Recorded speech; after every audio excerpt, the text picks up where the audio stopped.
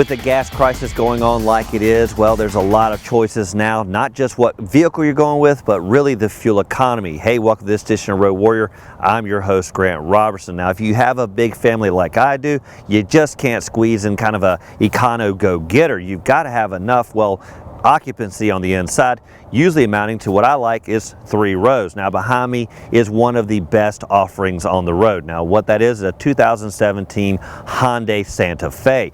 Now what's great is it, well, rivals that of a minivan when it comes to the interior volume, but even better, doesn't look like one. Now I'm a family of 6, and what I like is of course interior volume. What I don't like, well, is sliding doors, and the minivans, well, I've kind of taken a step back to what you see here. Now this is an SUV like quality, maybe a little crossover blend, but what you're really going to notice is on the outside. First thing is very regal, very minivan-esque. What you're first going to notice is right down here, standard qualities when it comes to kind of an SUV. Now the overall height really not creeping up into that full size segment, really allowing you to kind of just ease inside versus jumping in. Now when you look over the overall appearance, you could kind of say it's almost sedan-like, and that's what this Santa Fe truly does well. Delivers a lot of interior acreage with, well, modest exterior design. One thing you'll find on this vehicle versus a minivan is, well, right down the side, really with this nice lower fascia. That's going to help with the scrapes and dings, but, well, I really wouldn't take this vehicle off-road, because even though it does have some kind of off-road prowess here, it's still, well, just too pretty to get into the mud. With the evolution of the minivan, one thing we saw that came about was the power sliding doors. Now the biggest evolution is the smart key system. Now we talk about this all the time, pretty much keep the key in your pocket and forget about it. Now what's the difference here with the Santa Fe operation? Well, it's pretty basic. On some vehicles you walk up, it senses your hand is here, unlocks the door. Here it's going to be so arduous, you actually have to press a button, but no big deal. Simply press it once to gain access to the driver's door, press it again, it's going to unlock the rest. Now one thing to note, you cannot do it here at the back doors, but that's not a big deal. You of course can use the buttons in a pinch. Swinging around to the front of the Santa Fe, first thing you'll notice is it looks nothing like a minivan, more like a sporty sedan. Really looking at these menacing headlights wrapping around and glaring at the traffic. Even better, they are adaptive, sweeping into the curves long before you get there. Now when it comes to safety, there's a lot of things going up here. First thing you're not going to notice is the good old style sensors like we're used to. Now you will see those in the back, adding less of a blind spot and more of awareness. What you'll see up here instead is the cameras on the mirrors, and that's going to give you more of a 360 view, a live picture of what's going on. Other safety is of course awareness of pedestrians, the braking, all that great qualities, and of course that adaptive cruise control, allowing you to get in those tight traffic situations and let the vehicle set your spacing. Under the hood, this is where you want it to, again, not feel like you're going to go get groceries, but at least have a little pep in your step. Now what I like is they do quite well here, specifically a 3.3 liter 24 valve V6 engine. Now it's going to deliver around 290 horses and 252 foot-pounds of torque. Now what I found is on any given occasion, even in the rain like this, of course, you're going to have some nice little tire slippage, but also a little bit of neck snapping fun. When you look at the Santa Fe's overall numbers, they're to be expected. You got to have enough room to do it well, and they do that just here. Now what you're going to look at is about 110 inches when it comes to the wheelbase. Not too stretched, but well, fits well in this vehicle. Overall numbers about 193 inches.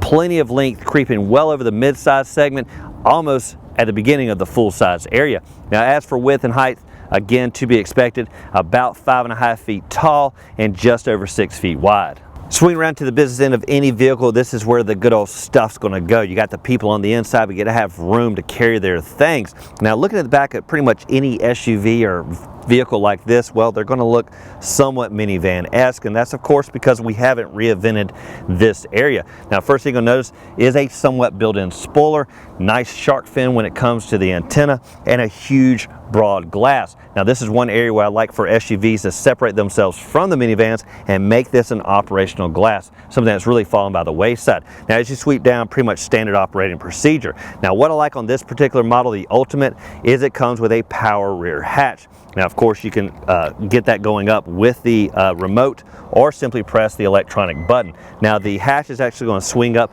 takes a little bit of time, but not too bad. Now once it's out of the way, what you're going to see is around about 13 cubic feet behind the third row. Now as those lay forward, what you're going to see is about 40 cubic feet and equates to about 80 cubic feet when all the seating is laid flat. Changing the interior layout from, well, people to cargo has to be made easy, or you're just not going to enjoy what's going on. Now, the way you do that here is the 50-50 split here with the third row. First thing you look at really is the headrest. In some cases, you're going to want to lay those flat, especially if no one's riding back here. Does add a little bit of blind spot. You can simply pull this here and it tumbles forward. Now, of course, if you want to lay this down, that's even easier. Simply pull this here and lay it flat. Now that's pretty much going to be the operation across the board, and let's take a look at the second row to see the difference there. Looking at the second row here, the layout for this vehicle pretty much is captain's chairs in the second row, kind of a bench style in the third. Now what's great about that, makes a nice aisle down the middle, got nice built-in armrest. Now there's a lot of functionality that you can use with this chair. First thing is, if you want added ingress specifically from right here, simply pull the handle here on the shoulder. It's going to tumble forward just a little bit, give it a little bit of oomph. It's going to allow a little access through here. What you can also do, simply put it back. You can also make this a flat area for added cargo space. Now that's done down here lower on the hip area. Simply pull that handle there. It's going to lay perfectly flat, giving you tons of cargo option. Now when you're at the back of the vehicle and you're loading a whole bunch of things, you realize, oh man, we got to lay that second row even further down. Forgot to do that. Now you have two options. One, you can take your time, walk all the way around the vehicle. That could take about an hour to even reach that part of the vehicle. Instead, making life a lot simpler. Once these seat backs are down, you have easy access to these handles. What does that do? Tumbles those second row down. Simply pull the handle and it lays flat. Now what's also nice is once this area is open like this, you can put cargo back here. You're going to want to hide it, maybe during those Christmas shopping kind of excursions. What you have is this nice tonneau cover. That's stowed away down here below the floor. When you need it, simply bring it in the vehicle, find which niche you want. It's going to take a little bit of maneuvering to get it in here, but once you do, find the niches, goes right across. Then simply pull the tonneau cover into place and you're done. Now that is kind of a arduous task, but once you put it in place, you'll probably leave it there for at least a few days. Looking at the rear cargo area, first thing you'll notice is this nice rubber mat, protects everything, has a nice kind of niche to it and ridges to keep all the mud in place. Now, when you need to access the cargo area, that's all underneath here. Simply pull the handle and it kind of folds out of the way. Now, this is where you're going to find a lot of operation. Of course, the jack, you do have a cargo net, and this is again where that tonneau cover is going to go. Now, one thing you will note is really the placement of this. First thing you're going to do really is go over here to the far right. That's going to provide you that niche to squeeze it inside. Without that, you're really going to have a tough time. Once you do that, simply looking over here on this side, you'll find that it falls into place quite easily. Now with the spring-loaded ends, it'll tighten out and hold everything in place. Starting way back here at the third row, first thing we're going to talk about really is the seating position. The seats themselves really anchored down to the floor, nice and low. That means your knees are going to be, well, really high. Now the legroom numbers back here, around about 30 inches. Not too good on paper, but with the seating position so low, you're pretty much going to be in the tuck position the whole time you're driving.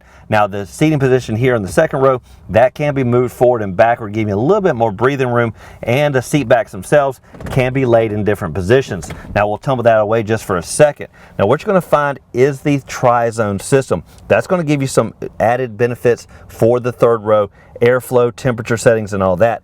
Even better, there's a nice USB connection right here to charge items. There are plenty of good seats in this house, but the best one has to be right here up front behind the steering wheel. One with all the electronics, and heck, you're in control. Now, first thing to talk about is the overall comfort. These seats nice and in leather, not too voluptuous, meaning you're not going to sink into, and they're not, well, too bolstered, meaning they're too tight. As for legroom numbers, you're going to see it over about 41 inches up here, only an inch difference when you creep into the second row. What does that mean? Well, there's plenty of comfort all the way around. Now let's look at all the creature comforts that come with this position. One of the first things you'll quickly notice is the oversized touchscreen right there front and center on the dash. What you'll also notice is the split screen like look. That means you have the navigation on one side and your entertainment on the other. Now what I prefer is this really to go quickly to a full screen versus this, because I don't use navigation that much. Not a big deal, simply press the quadrant you want. Now that's even easier once you get in entertainment because all your sources are right across the top. Simply find what you're looking for. Now what I also like is there's other shortcuts down below. If you do need to get to navigation, simply press that right there. It'll pull up all the various functions. You can of course also do a shortcut to the map. Now what you'll find down here is some other volume functions, tune select, all that right where you need it, because not always is this an easy stretch. You might prefer to use this right here. Looking at the climate control, what is the one function you're going to use the most? Has to be the fan speed, and I like the fact that Hyundai does it well with one huge size knob to really ease your functionality of this overall system. Now what you'll also find is dual climate controls right to the left and right, really allowing the occupants to set their comfort. Now the overall design up here is a few buttons, but it's not too hard to learn, and everything's pretty much right where you need it. Tucked way down underneath the dash is this little niche, nice little storage area for glasses or whatever, but you do have connectivity, USB, auxiliary jack, and 2 power supplies. Pretty much put your electronics in here, lay them down, and well, charge them up. The engine's coupled with a 6-speed automatic transmission that you easily can shift and, well, do a little manual-like mode, but on a vehicle like this, pretty much keep it in drive and forget about it. Now what you also see is the heated seats right here, and even better, nice cooled option as well. A little bit of other functions here, the camera view, which will come in handy in those tight spots. Now as for cup holders, there's going to be a ton in here. Just in the front, there's going to be 4, 2 here, 1 on each door. Same for the second row, and in the very back, there's going to be 1 on each side, for a total of 10 cup holders across the board. I've heard of a sunroof, but there's one thing about a total glass roof, and well, that's what Hyundai offers, and it's got to be hidden underneath this huge screen. Now once that tucks out of the way, that's going to bring in a lot of light inside this vehicle. Now if you want a lot of air, simply open that first glass.